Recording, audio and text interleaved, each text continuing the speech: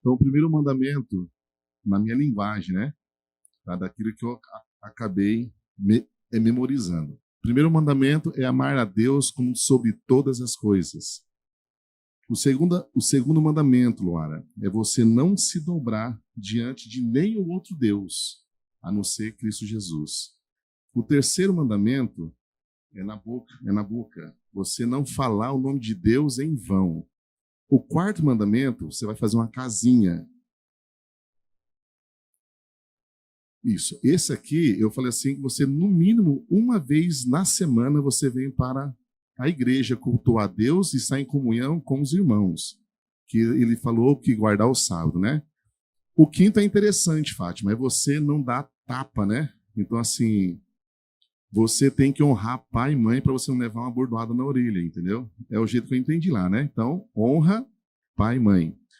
O sexto mandamento. O sexto mandamento. O sexto mandamento deveria ser é isso aqui mesmo.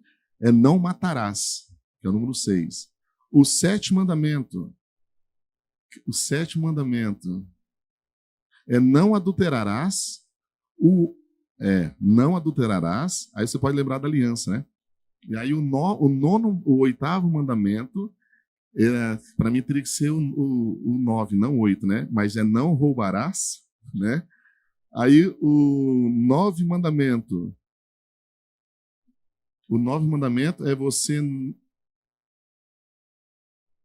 O 10 é o não cobiçarás.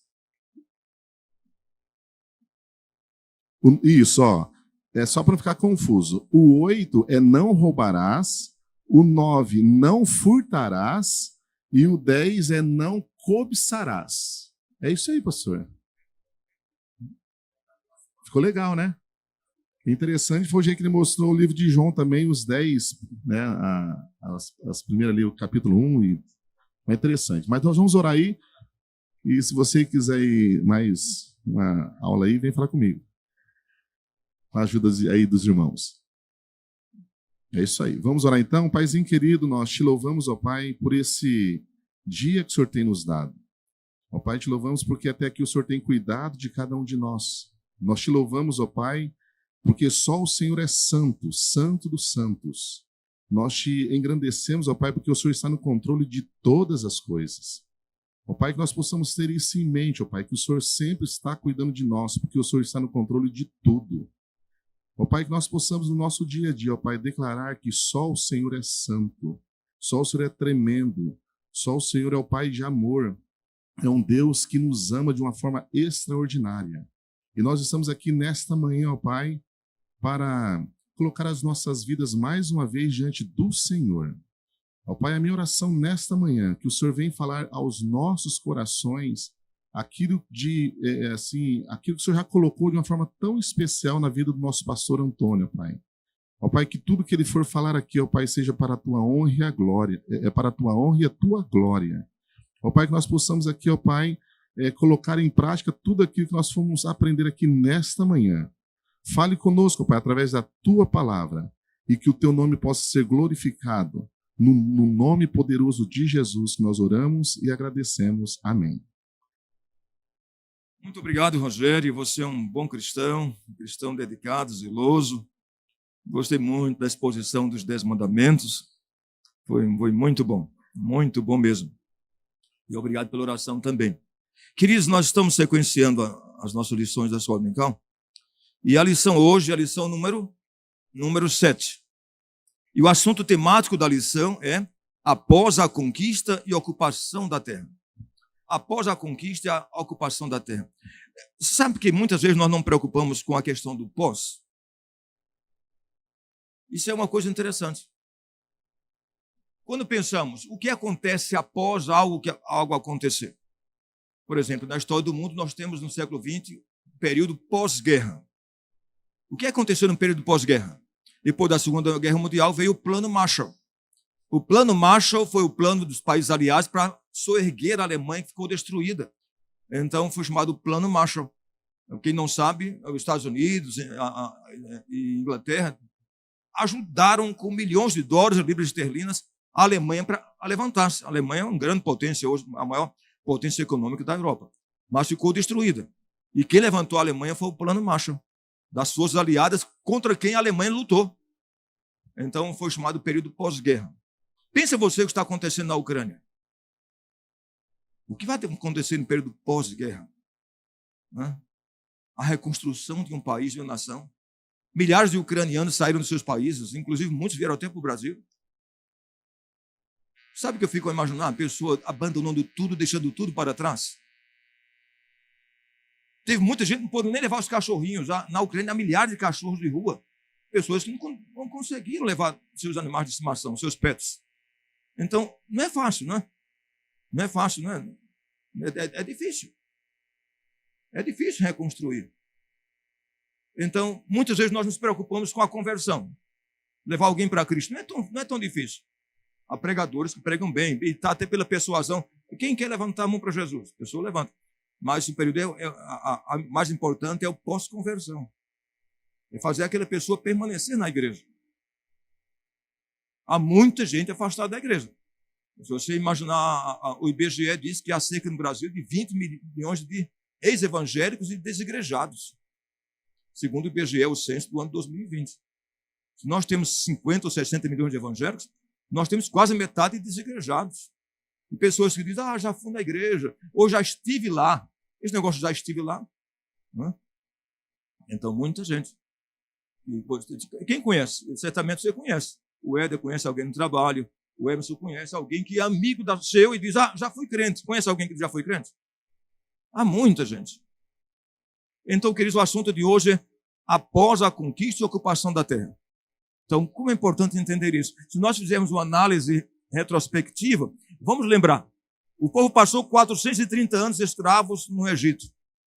Deus cumpriu a promessa. É claro que nós muitas vezes pensamos, eu também penso comigo assim mesmo, né? Ou seja, todos nós, porque nós somos seres circunstantes. O que é seres circunstantes? Nós somos seres circunstancializados por nossa história. Nós somos circunstancializados pelos eventos da nossa vida. Então, por sermos seres circunstantes, contingentes, nós não temos a capacidade de ver o day after. Aliás, tem até um filme de Hollywood, né? O Day After, o dia seguinte, né? É um filme apocalíptico, né? O Day After, o dia seguinte. Então, nós não temos a capacidade de ver o Day After, o dia seguinte. E nós nos preocupamos porque queremos que as coisas aconteçam no nosso tempo. Não é verdade? Imagine você, o Senhor prometeu a Abraão que daria a ele a terra da promissão. Essa terra é de você, Abraão.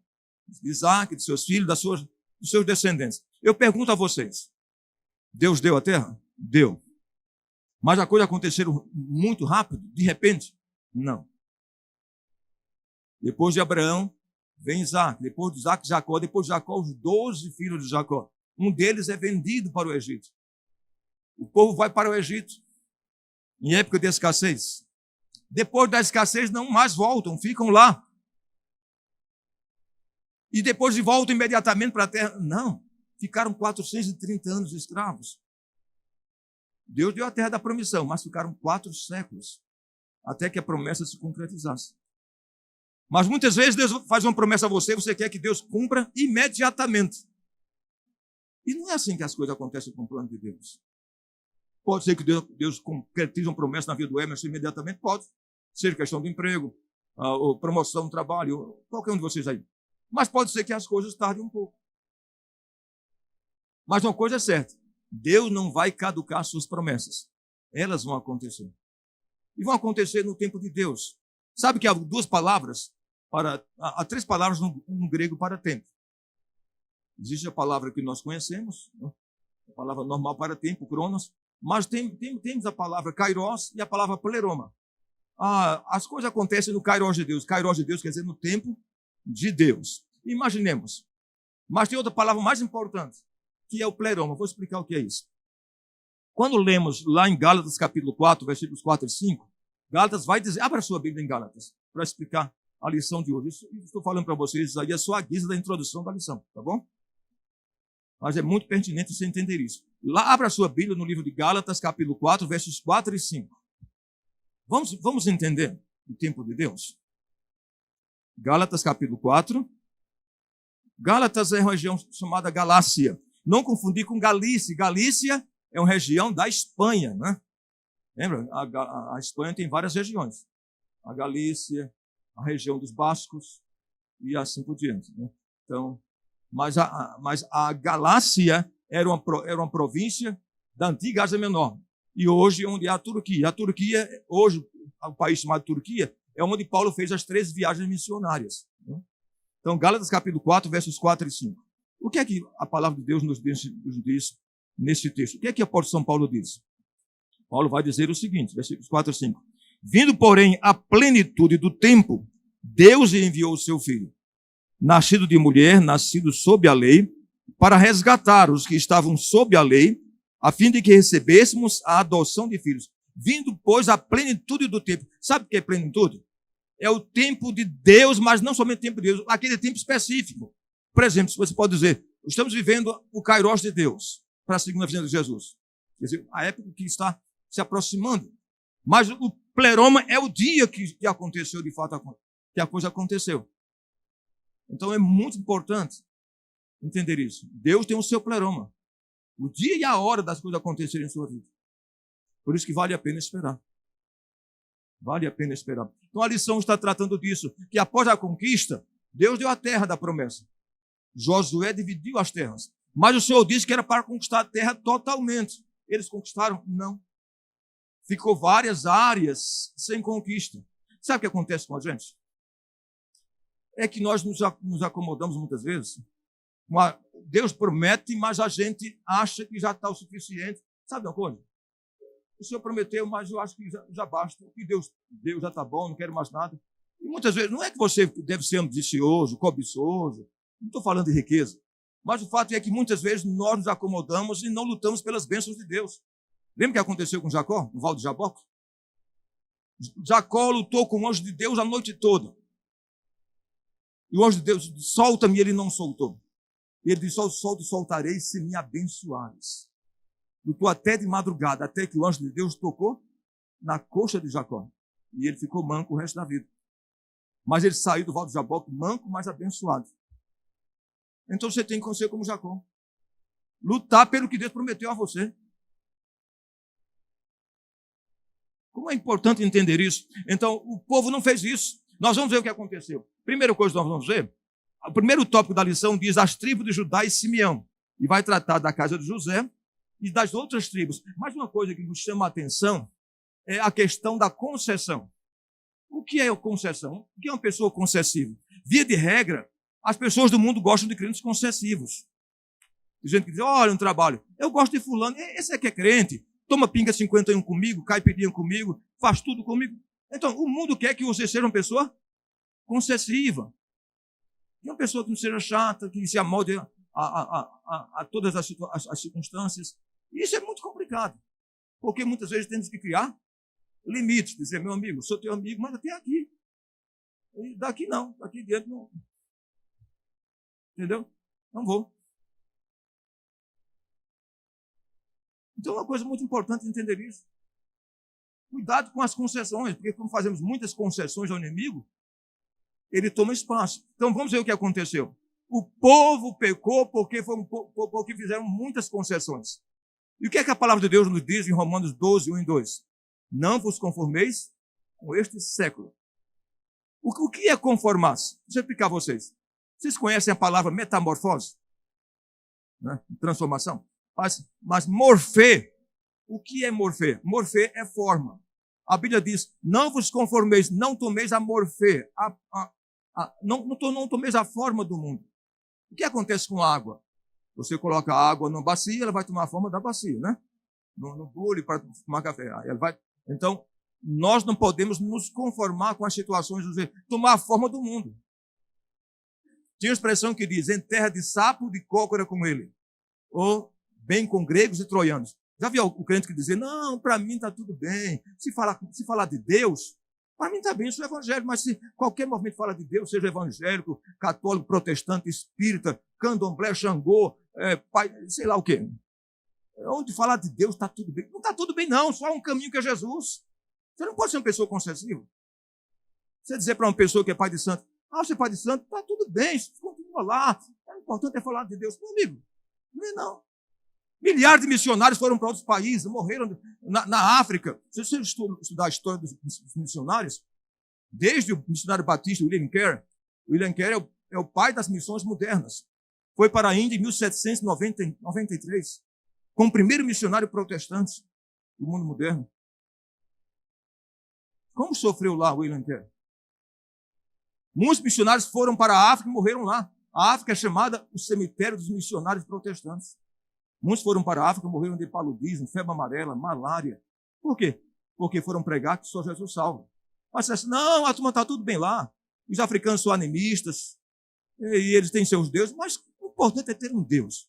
Isso é concessão. Então, não podemos ser pessoas concessivas. Vamos ler os textos? Então, o primeiro erro do povo após a conquista, a queda começou por se tornarem pessoas concessivas.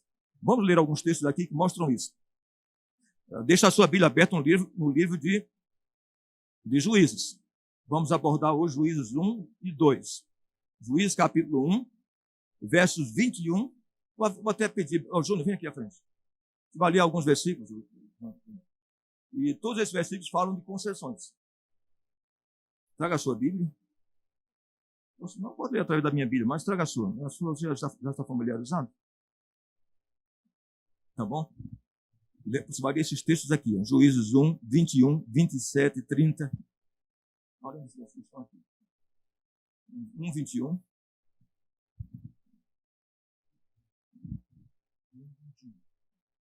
Juízes 1, 21. Porém, os filhos de Benjamim não expeliram os jebuseus que habitavam em Jerusalém. Antes, os jebuseus habitaram com os filhos de Benjamim em Jerusalém até ao dia de hoje. 27.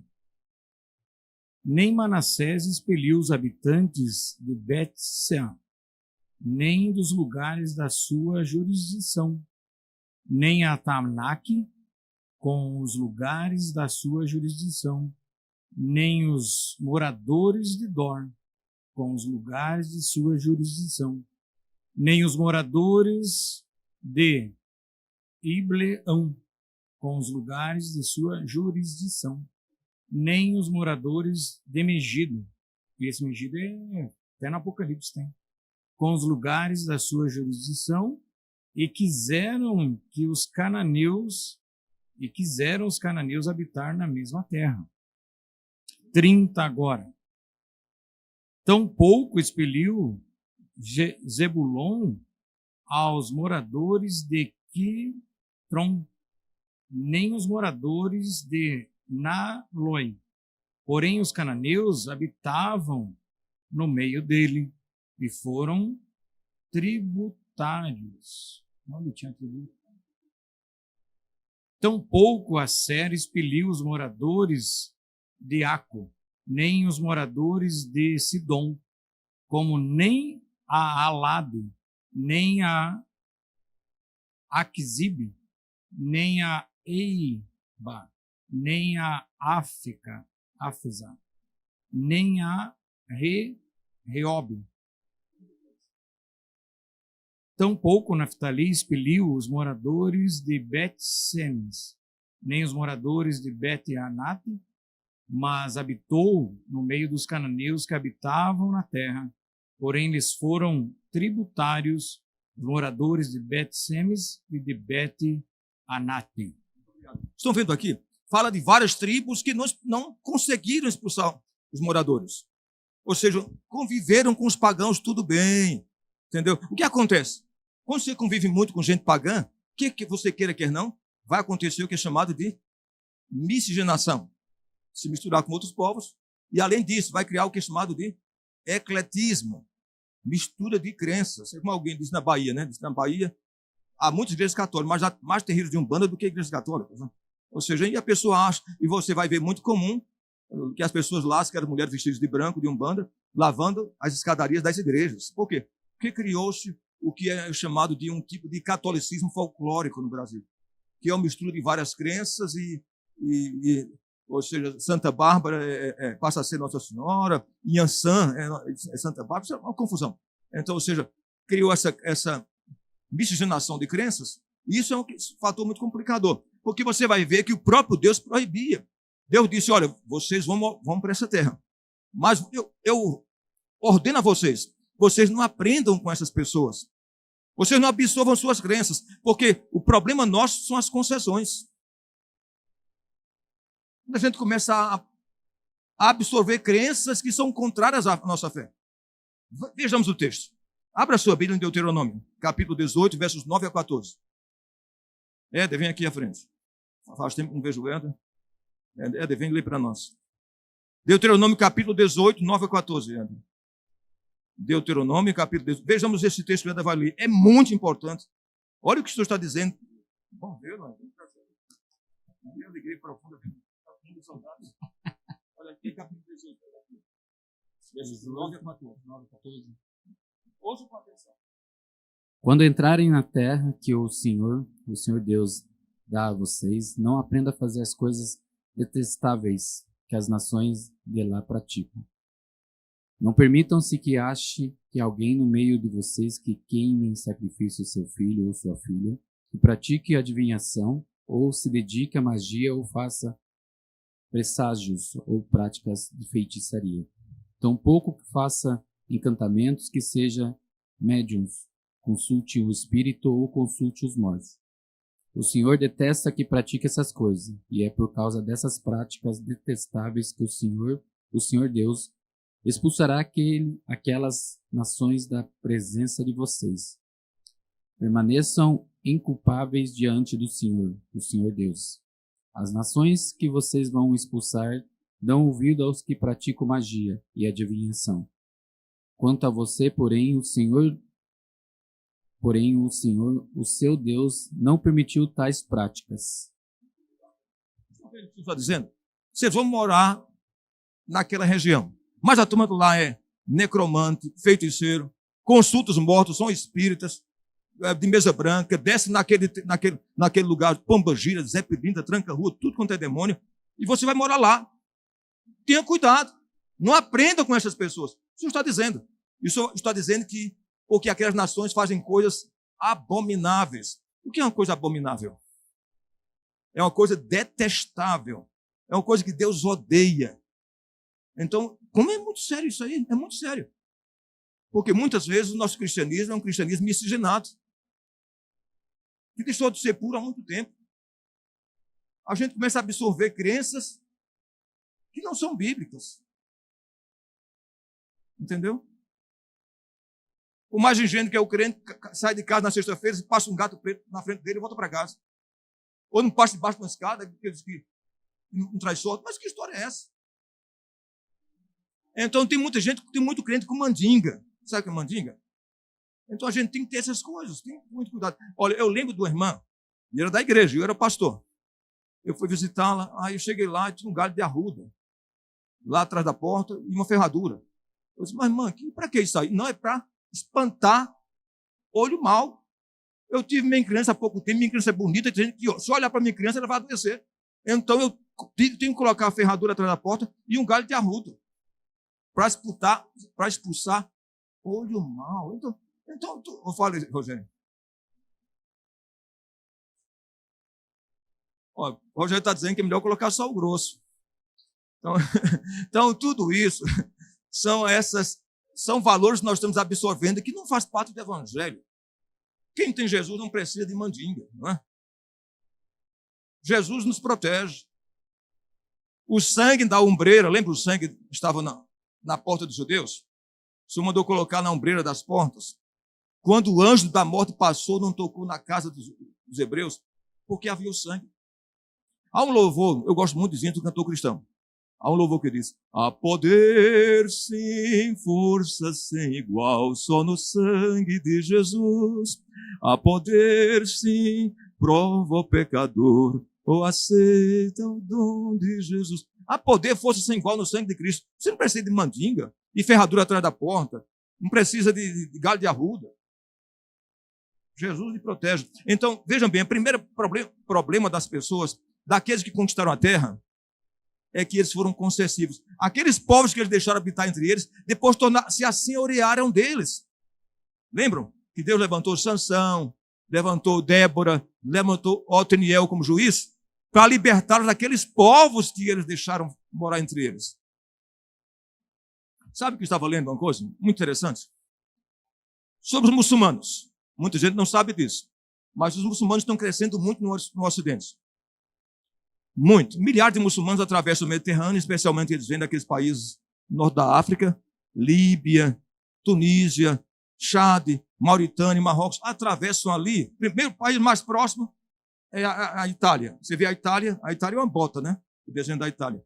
Então a Itália é muito próximo de Marrocos. A Espanha também. Então milhares de pessoas vêm para a Europa. Então as pessoas, vamos acolhê-los. Bem, não estou dizendo que a pessoa não deve acolher imigrantes. Só que os muçulmanos vêm para cá, eles não vêm somente como imigrantes. Eles vêm como soldados de Alá. Eles estão prontos até morrer por Alá. Dar a vida pelo Islã. E eu estava lendo recentemente uma decisão dos muçulmanos, um congresso mundial, na Arábia Saudita. Sabe o que eles disseram? Nós vamos derrubar o Ocidente. O Ocidente, eles estão unidos a isso. Porque o mundo ocidental, as mulheres não querem ter mais filhos. Na França, em cada 5 casais, um tem um filho. O muçulmano vem para cá com 4 mulheres. Porque no mundo islâmico a pessoa pode ter 4 esposas. Então, ele vem com 4 mulheres. Cada mulher tem 4 ou 5 filhos. Cresce mais do que preá. Produz mais do que coelho. Então, e a Europa está diminuindo os filhos. Eles disseram, vamos crescer e vamos derrubar demograficamente o mundo ocidental. As pesquisas estão dizendo, daqui a 30 anos, vai ter mais muçulmanos na Holanda, Alemanha, Bélgica, Inglaterra e França, mais muçulmanos do que pessoas nacionais. O que acontece? Eles estão dizendo que quando formos a maioria, nós islamizaremos o país à força. Eles têm feito isso. O que aconteceu com a Turquia? Até 1493, a Turquia era um país cristão. A capital chamava-se Constantinopla. Os muçulmanos derrubaram Constantinopla, mudaram o nome para Istambul, e hoje é Turquia. 99% do povo muçulmano. Mas era um país totalmente cristão, era 99% cristão, até o século XV. Mas eles foram rodeando a cidade, foram crescendo, e o povo não está nem aí. Entende? Aquela música, estou nem aí, estou nem aí. Então, ou seja, a situação foi assim. Lembra que tem até uma brincadeira, o que é que você faz para cozinhar um sapo? Coloca a ranzinha dentro da água, liga e ela pensa que ela pensa que é nadadora de natação. Nada, a água esquentando. Ela não vai saltar, sabia? Ela cozinha e não salta, porque ela foi se acostumando com a fervura. Ela vai acostumar, ela liga a água, ela vai nadando, a água está quente, está morna, pensa que está em Pousada do Rio Quente. Nem em Goiás que tem aquelas águas quentes. Pousada do Rio. Então a pessoa vai lá e se acostuma. O problema é quando o crente se acostuma. Se acostuma com o mundo e acha que está tudo bem. Ele se amolda ao mundo. E fica difícil depois sair. Lembra da mulher de Ló? O que aconteceu com a mulher de Ló? Ló foi para Sodoma, tornou-se vereador. A mulher tornou-se importante também de lá. Depois os anjos quiseram tirar Ló e a família. Quem disse que a mulher queria sair de lá? Lembra daquela música? Daqui não saio, daqui ninguém me tira. A mulher não queria sair de lá mais não. De jeito maneiro. O coração dela estava lá. Era socialite. Ela fazia parte da sociedade de Sodoma. Não queria sair de forma alguma. É difícil quando você faz concessões demais ao mundo. É difícil sair. É muito difícil. E é o que está acontecendo no mundo hoje em muitos países. Muitos países que outrora foram protestantes são muito concessivos. Vou dar um exemplo. A Holanda. A Holanda foi um país muito protestante. Hoje, toda droga do mundo que vai para a Europa entra pelo porto de Roterdã, na Holanda. Um dos maiores consumidores de drogas no mundo é a Holanda, que era um país protestante até bem pouco tempo. Estão vendo? Você chega na Holanda, tem os cafés, eu conheço bem Amsterdã, você vai lá, tem os cafés da Amsterdã, onde você pode comprar cocaína, droga, haxixe, oficializado pelo governo. Foi o primeiro país do mundo, mesmo sendo protestante. O parlamento holandês aprovou o casamento de homossexuais, homem com homem, mulher com mulher, um país protestante. Foi o primeiro país do mundo a oficializar o casamento homossexual. São concessões.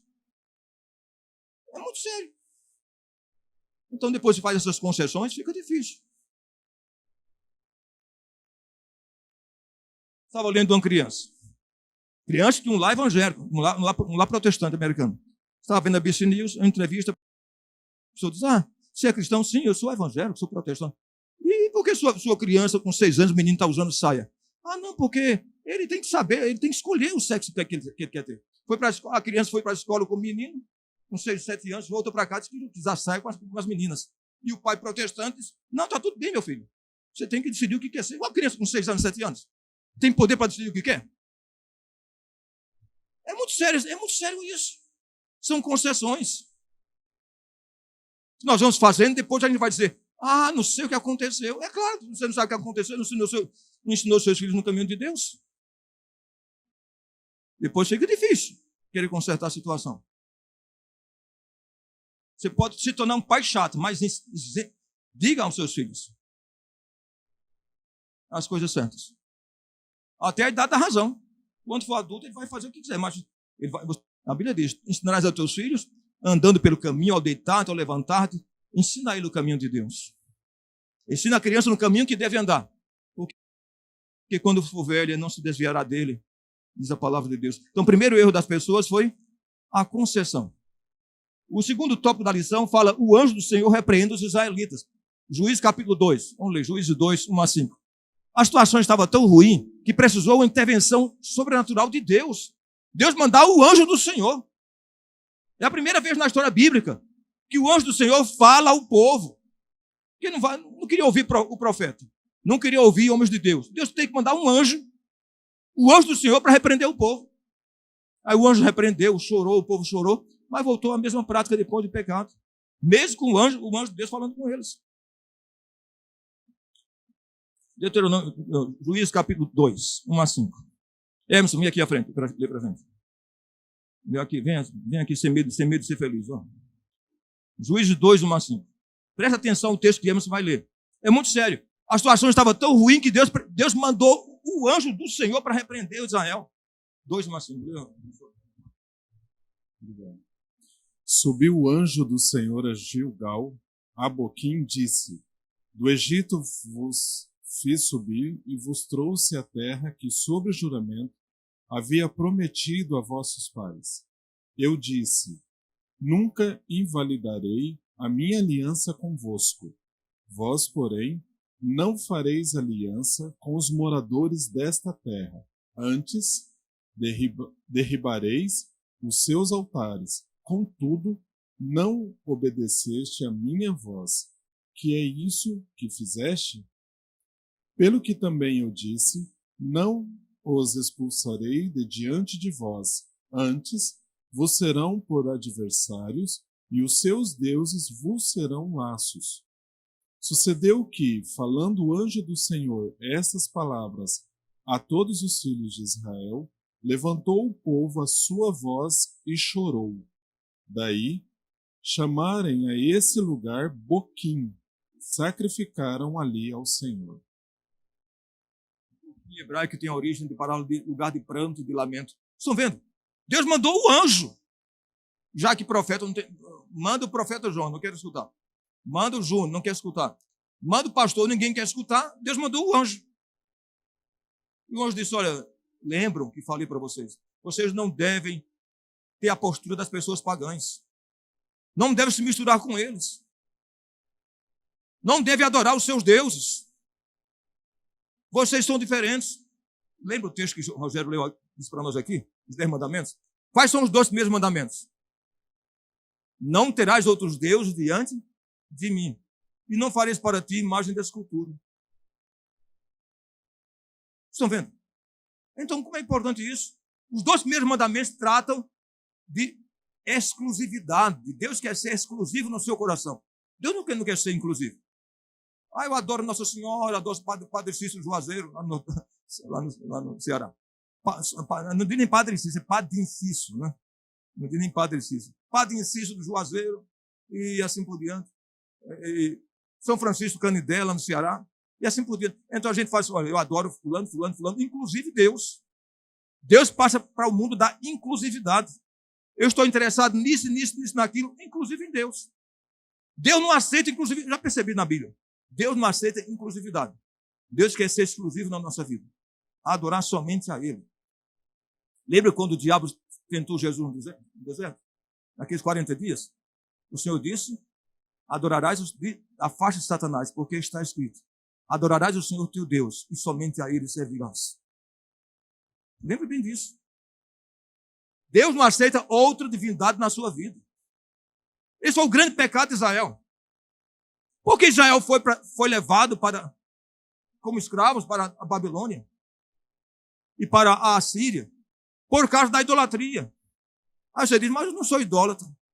Eu não adoro imagens de escultura, mas você adora o carro que tem, adora a casa de campo que tem, adora o carro. Eu lembro do irmão que eu conheci, muitas vezes não ia para a igreja. Por quê? Porque tinha um Opala, aquele carro antigo, ficava na frente da casa dele polindo todo domingo o Opala e ficava brilhando mais do que o sol, mais do que a estrela d'alva. Não ir para a igreja porque na escola dominical estava polindo o carro. Vai pular com capeta com o carro, amarelinho com capeta no inferno. É muito sério. Porque o carro passou a ser o Deus deles. Você tem que ter cuidado.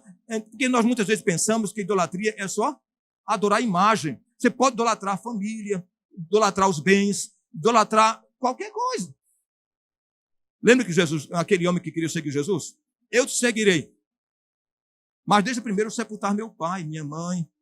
Aí Jesus disse, olha, quem lança a mão do arado e olha para trás, não está preparado para o reino dos céus. Quem ama seu pai, sua mãe, meus seus irmãos. Eu conheço muita gente que diz assim, eu quero seguir Jesus, mas minha família vai ficar muito triste. Minha mãe vai ficar muito desgostosa comigo, não vou seguir a Cristo, não. Então tem gente que não tem coragem para assumir Jesus por causa da família. Não quer desgostar ninguém.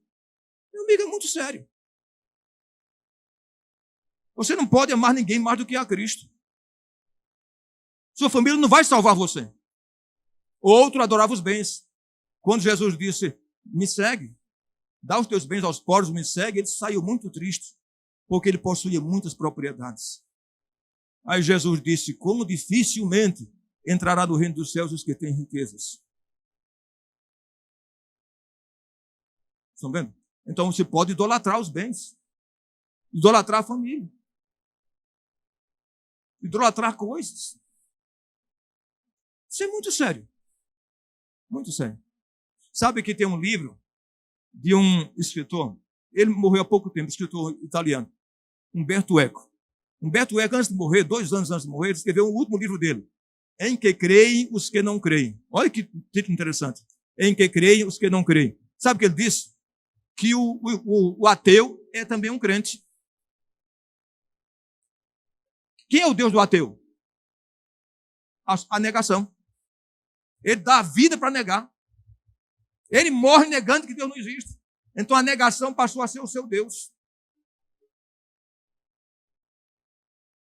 Estão entendendo? Isso é perigoso. A Rússia matou 30 milhões de pessoas na Revolução Bolchevista de 1917 para afirmar que Deus não existe. A China matou quase mais de 50 milhões na Revolução de 1949, chamada Revolução de Mao Tse Tung, para dizer que Deus não existe. Então tem que matar aquele que crê. Então, como é importante entender isso? Deus quer ser exclusivo. Deus não aceita que você adore sua família, seus bens, sua casa, qualquer coisa no lugar de Deus. Eu lembro isso é uma história verdadeira. Um pastor de Londres, ele era pastor daquela igreja onde a princesa Diana foi velada, o príncipe William casou, a abadia de Westminster, onde ele era pastor Martin Lloyd Jones. Ele tem vários livros. E tem um livro chamado Sermão do Monte. E ele conta a seguinte história. Que ele tinha um diácono na igreja dele, um diácono, que pediu um dinheiro emprestado para ele. Aquele diácono sabia multiplicar dinheiro, sabe, José? O diácono disse, pastor, me empresta um dinheiro. O pastor disse, para quê? Ele disse, porque eu gosto de cuidar de terra. Eu quero comprar um pequeno latifúndio, uma pequena chácara. Viu, Jonas? Você gosta de terra. Aí, um pequeno latifúndio, lá na Inglaterra, e vou criar algumas vaquinhas. O pastor emprestou, José. Ele foi para lá, começou a crescer, comprar algumas vaquinhas, começou a crescer, comprou o terreno do vizinho, daqui a pouco foi comprando terreno, tornou-se um grande fazendeiro. Sumiu da igreja, desapareceu. Era um bom cliente, perdia curso. Estava aqui na quarta-feira ouvindo o pastor. no ensaio, estava aqui na reunião dos legendários, não perdia, firme. Começou a crescer, ganhar dinheiro, sumiu, abduziu do mapa, desapareceu. Aí o pastor foi atrás dele, o pastor descobriu onde ele morava, foi lá no interior da Inglaterra, ele estava lá no domingo, ordenhando vacas. O pastor disse, meu irmão, faz mais de 3 anos que não vejo você na igreja. O que aconteceu com você? Ele disse, pastor, eu não tenho mais tempo, pastor. Chega domingo, eu tenho que ordenar minhas vacas, tirar leite das minhas vacas no domingo. Não tenho mais tempo. Aí ele disse, meu irmão, você lembra? Quando você não tinha nada, eu te emprestei dinheiro porque você disse que queria honrar a Deus com aquele dinheiro. E eu orei para Deus te abençoar. Agora eu vou orar para Deus tirar tudo que você tem. Esse pastor, meu Deus do céu, não oro não. Domingo vou estar na igreja. Ele estava com tanto medo de Deus tirar os bens, não oro não, que domingo vou estar na escola dominical e segundo no legendário. Então, como é importante isso? Por quê? Porque ele começou a idolatrar os seus bens. Então a idolatria não é só a imagem e escultura. Alguém pode adorar os bens, as coisas que tem, entendeu? A família que tem e tudo mais. Temos que ter muito cuidado. Nada pode substituir a pessoa de Deus em nossa vida. Outra coisa, nós vamos ver uma coisa que a Bíblia fala também, aqui nesse texto. Um coração dividido. O povo adorava a Deus, mas ao mesmo tempo queria servir a outros deuses. Vamos ver o que a palavra de Deus diz aqui? Então, o Senhor repreende as pessoas que têm um coração dividido. Vamos ler aqui a palavra de Deus, o que acontecia com o povo. Eles serviam a Deus enquanto tinha alguém que instruía. Quando aquela pessoa morria, eles debandavam. Quando o juiz morria, eles debandavam, se afastavam de Deus. Vamos ler o texto aqui. Juízes capítulo 2, versículo 18 a 21. Juízes 2, 18 a 21. Irmão José, vem aqui à frente. Juízes 2, 18 a 21. Ouçamos atentamente esse texto. Coração dividido. Deus não quer que a pessoa tenha um coração dividido. Ouçamos atentamente esse texto. 18 a 21. Já primeiro. Sempre que o Senhor lhes levantava um juiz, ele estava com o juiz e o salvava das mãos dos seus inimigos enquanto o juiz vivia. Pois o Senhor tinha misericórdia por causa dos gemidos deles diante daqueles que os oprimiam e os afligiam. Mas, quando o juiz morria, o povo voltava a caminhos ainda piores do que os caminhos dos seus antepassados, seguindo outros deuses, prestando-lhes culto e adorando-os. Recusava-se a abandonar suas práticas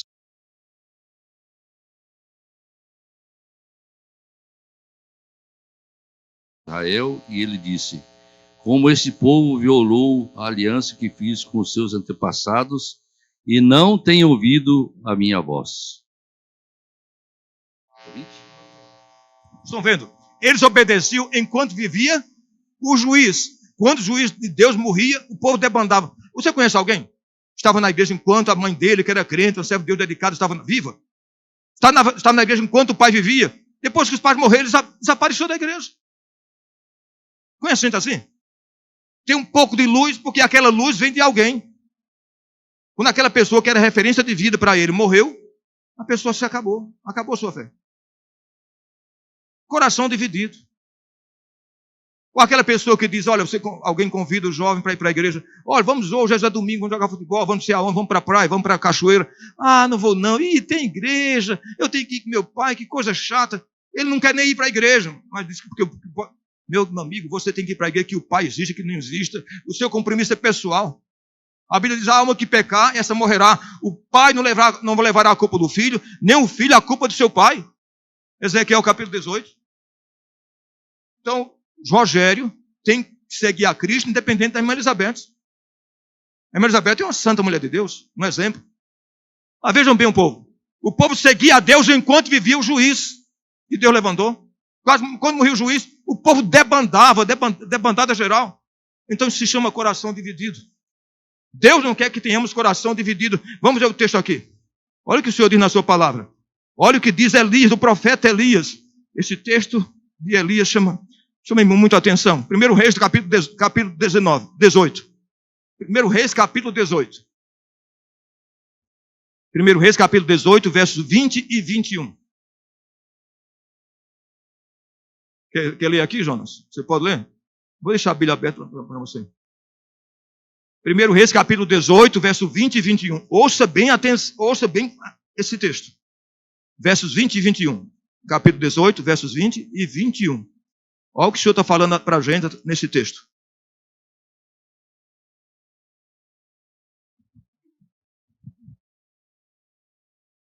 Então enviou Acabe mensageiros a todos os filhos de Israel e ajuntou os profetas no Monte Carmelo. Então Elias se chegou a todo o povo e disse: Até quando cocheareis entre dois pensamentos? Se o Senhor é Deus, seguiu. Se é Baal, seguiu. Porém, o povo nada lhe respondeu. Meu amigo, tem gente que não tem... Por que não responderam nada? Porque não tinham compromisso com nada. A pior coisa do mundo é o silêncio. Fale, pelo amor de Deus, mas diga alguma coisa. O profeta disse: até quando vocês vão ficar com o coração dividido? Se o Senhor é Deus, seguia a Deus. Se Baal é Deus, seguia Baal. E o povo ficou calado. Por quê? Porque o povo estava com o coração dividido. É aquela pessoa que tem um pé na igreja e outro fora. Entendeu? Faz um coração dividido. O povo não queria seguir a Deus, queria seguir a Deus e a Baal ao mesmo tempo. Que seguir a Deus e a Astarote ao mesmo tempo. Seguir a Deus e a Dagon ao mesmo tempo. Deus não aceita o coração dividido. Deus quer ser exclusivo no seu coração. Como é importante isso? Por isso o Senhor Jesus Cristo diz na palavra de Deus. No Sermão da Montanha, capítulo 6, versos 31 a 33. Buscai o reino de Deus em primeiro lugar. E as demais coisas Deus vai acrescentar na sua vida. Então, priorize Deus no seu coração. Priorize Deus na sua vida. Porque muitas vezes nossos erros começam aqui. Primeiro com as concessões, lembram? Deixamos o inimigo morar no nosso meio. O povo de Israel não expulsou os inimigos. O inimigo se alojou na sua casa. Eu lembro que uma senhora se converteu. Ela era mãe de santo. Ia para a igreja, mas continuou com a imagem de Iemanjá escondida no quarto, estava escondido. Aí a pessoa foi lá e disse: mas por que essa imagem está aqui? Mas não faz mal não. É só uma imagem aí, está coberta com pano, cobrir com pano de saco. Ah, não faz mal não, eu fiquei com pena de jogar fora. Não, amigo. Você vai deixar o inimigo dentro da sua casa? Estava lá a imagem de Iemanjá no quarto, ele ia para a igreja com a Bíblia, mas estava a imagem de Iemanjá em casa. E ela tinha medo, tinha peninha de quebrar. São concessões. Não serão pessoa concessiva. A Bíblia diz: no zelo não sejais remissos. Sede fervorosos de espírito servindo ao Senhor. Romanos 12, 12. O que é uma pessoa remissa? Pessoa remissa é aquela pessoa que tudo faz ficando a desejar. Sabe aquela pessoa que hoje mandou fazer o trabalho? Vai lá, conserta o carro, ele vai lá com aquela preguiça, faz a coisa mal feita. Não fez com... Aí o Rogério diz: meu amigo, você não fez o trabalho direito. Ou seja, então, agora a pessoa que é zelosa faz mais do que o Rogério pediu. Então, nós não podemos ser remissos. Isso é muito importante. Vamos orar? 5 minutos. Pastor, vamos orar. Vamos. Obrigado. De todo o coração. Fogo tá... Vamos lá. Mas é muito importante isso, queridos. A lição de hoje trata disso. Trata disso. O povo caiu porque o povo foi concessivo. O povo caiu porque tinha um coração dividido, adorava a Deus e ao Deus dos pagãos. Não tinha um coração dividido. Que o Senhor seja exclusivo na sua vida. Nós cantamos isso. És tu única razão da minha adoração, ó Jesus. Não tem esse louvor? Entende? E vocês aí amam esse louvor. A gente diz isso. És tu única razão. Será que é mesmo? Eu acho que muitas vezes o crente mente muito quando canta, viu, Rogério? A gente está cantando uma coisa que não é verdade. És tu única razão. É mesmo a única razão da sua vida, Jesus? Você cantou. Jesus é a única razão da tua adoração. É verdade na minha vida e na sua vida. Vamos orar. Pai Celeste, obrigado por esta manhã. Por esse assunto maravilhoso, tremendo, impactante, abençoador da escola dominical. Aprendemos, Senhor, que não devemos deixar os cananeus, os demais povos pagãos no nosso coração. Não devemos deixar que o inimigo se aloje em nossa casa, habite dentro de nós. Não podemos ser pessoas concessivas. Não podemos também ter um coração dividido, adorando a Deus e a Astarote, a Deus e a Dagon, a Deus e a Baal. Porque o Senhor diz, não terás outros deuses diante de mim. Senhor, que o Senhor seja excluído na nossa vida. Que adoremos somente ao Senhor. E somente a Ele louvemos, adoremos, glorifiquemos. Que tenhamos um domingo maravilhoso na Tua presença. Um domingo no Teu altar. É o que te pedimos em nome de Jesus. Num nome poderoso, abençoador. Diante de cujo nome vai dobrar-se céus e terra. E toda língua algum dia há de confessar Jesus como Senhor. Para a glória de Deus Pai. Amém. Senhor muito vos abençoe. Que tenhamos um domingo abençoado.